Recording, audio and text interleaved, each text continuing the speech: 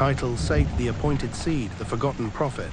Imagine standing at the edge of the world's first grave. The soil is still fresh, the air is heavy. Silence hangs over the earth like a curse. Humanity has barely begun, and already it has tasted blood. One brother lies lifeless in the dust. The other wanders marked and exiled. Hope seems shattered before history has even found its voice. And in that unbearable silence, after the murder of Abel, after the exile of Cain, a child is born. Not just another son, an appointed one. His name was Seth, and without him, the story of humanity might have ended before it truly began. Genesis tells us that Eve said, "God has appointed me another seed instead of Abel." For Cain killed him. The very name Seth means appointed or granted. He was not simply a child of Adam and Eve, he was a restoration, a divine answer to grief, a continuation of a broken line. To understand Seth, we must first feel the weight of that moment. Adam and Eve had walked in Eden. They had heard the voice of God. They had known perfection and then lost it. Now they stood outside paradise, and even outside their fallen world, death had entered. The first family was fractured by violence. The first parents buried a son. Into that darkness came Seth. He grew up not in Eden, but in exile. He grew up hearing stories of a garden he would never see. Imagine Adam telling him about the river that flowed through paradise, about the tree of life, about the voice of God walking in the cool of the day. Seth inherited not a kingdom, but a memory, not a paradise, but a promise. The Bible gives only a few verses about him, but those verses are strategically placed. They introduce a new genealogy, a new line distinct from Cain's descendants. Cain's line builds cities, forges metal, creates instruments of music.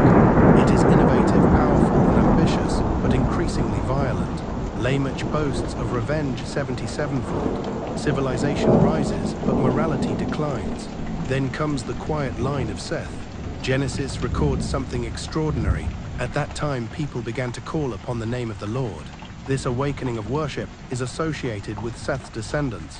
While one line drifts toward corruption, the other bends toward God. In Jewish mystical traditions, especially within streams of Midrash and later Kabbalistic thought, Seth is far more than a name in a genealogy. He is seen as the spiritual heir of Adam. If Adam carried the memory of divine intimacy, then Seth became the keeper of that sacred memory.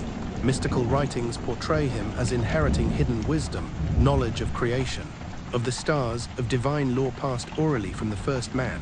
Think about what that means. Adam had walked with God. He had named the animals. He had witnessed the birth of humanity. When he aged, when his strength faded, who would carry that knowledge forward? Cain had turned to violence. Abel was gone. Seth became the vessel of transmission, the first link in a chain that would stretch across millennia. Through Seth's line would come Enoch, the man who walked with God and was taken, not by death but by divine mystery. Through that same line would come Noah, the man who would stand righteous when the earth was filled with violence. Seth's quiet faithfulness became the root system beneath the towering trees of prophecy. Islamic tradition expands his story even further. There, Seth, known as Shith, is recognized not merely as a righteous patriarch, but as a prophet after Adam's death.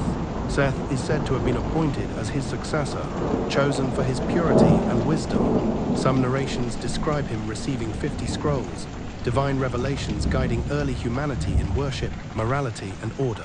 Before the law of Moses, before the covenant of Abraham, before the Ark of Noah, there was Seth,